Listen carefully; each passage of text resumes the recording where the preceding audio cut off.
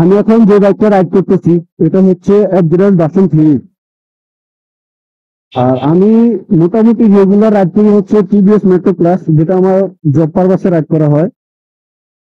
এটা হচ্ছে একটা 150 সিসির বাইক, সবাই জানেন, কমন। বাট আমি একটা বিষয় আপনাদের সাথে শেয়ার করতে চাচ্ছি, সেটা হচ্ছে এটাতে কোনো গিয়ার ইন্ডিকেটর নেই। এত দামি একটা বাইক, একটা একটা দামি কোম্পানি, বাট এই বাইকটাতে এই জিনিসটা মিসিং। একটা গিয়ার ইন্ডিকেটর থাকাটা দরকার ছিল, কারণ এই বাইকটা যে 100 সিসি রাইড করে কোনো না কোনো কারণে তারও রাইড করতে হবে, যে 110 সিসি করে তারও রাইড করতে হবে। বাট এটাতে গিয়ার ইন্ডিকেটরটা মিসিং। এটা দেওয়া দরকার ছিল, আসলে দরকার ছিল, বাট সেটা দেওয়া হয়নি। আহামরি তেমন কিছু হইতো না যদি গিয়ার ইন্ডিকেটরটা দেওয়া থাকতো। ফার্স্ট টাইম আমি যখন রাইড করি, আমি প্রায় প্রায় 29 মিনিট রাইড করা হয়েছে, আমার আধা ঘন্টা রাইড করা হয়েছে। প্রথম 10 মিনিট, 10 থেকে 15 মিনিট আমার একটু হ্যাসেল হয়েছে, সেটা হচ্ছে গিয়ার শিফটিং এ। কারণ আমরা সবাই জানি এর গিয়ার হচ্ছে কাটা গিয়ার। আমি যে বাইক সচরাচর ইউজ করছি সেটা তো আর কাটা গিয়ার না। তবে এখানে গিয়ার ইন্ডিকেটর থাকলে আমার জন্য ফার্স্ট টাইমই সুবিধা হতো। আলহামদুলিল্লাহ, যার বাইক রাইডিং এর স্কিল আছে আমি মনে করি সে সব বাইকে রাইড করতে পারবে। তবে হ্যাঁ, হয়তো একটু সময় সাপেক্ষ বা একটু ওয়েট করতে হবে। যেমন আমি করছি প্রায় 10 থেকে 15 মিনিট।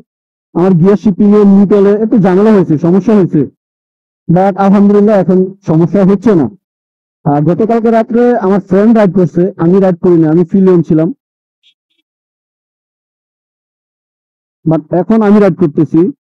হয়তোবা আজকে সারাদিন আমারই রাইড করতে হতে পারে, মাঝে মাঝে হয়তো ফ্রেন্ড রাইড করবে, কারণ ও কালকে রাইড করছে কুমিল্লা থেকে চট্টগ্রাম পর্যন্ত।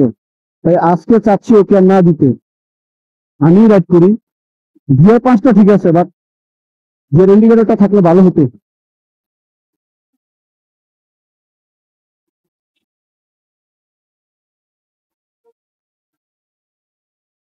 বন্ধু, যেটা সত্যি আমি ওইটাই বলছি।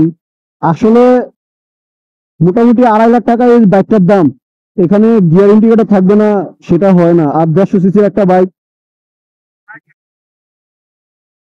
আর এখন পর্যন্ত রাইড করতেছি ঠিক আছে, হয়তো আমরা এভাবে টানাটানি করি না, বাট পাওয়ার এই পর্যন্ত ঠিক আছে, এর জন্য ঠিক আছে। জানি না ভবিষ্যতে কি হবে, কারণ আজকে একটু পরে আমরা পাহাড়ে উঠবো, পাহাড়ে জানি না তার পারফরমেন্স কেমন হবে। দেখা যাক, সবকিছু শেয়ার করবো আপনাদের সাথে, জানাবো। তো আমার সামনে আরেকটা আছে F0-3, এটা হচ্ছে MT-15।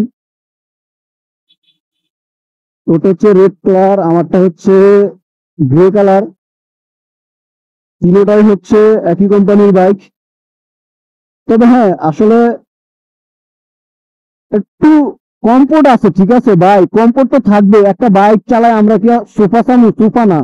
রাইডিং এর জন্য কমফোর্ট, যে না আমি একটু রিল্যাক্সে রাইড করলাম, ওইটা ঠিক আছে। বাট কিছু কিছু জিনিস মিসিং।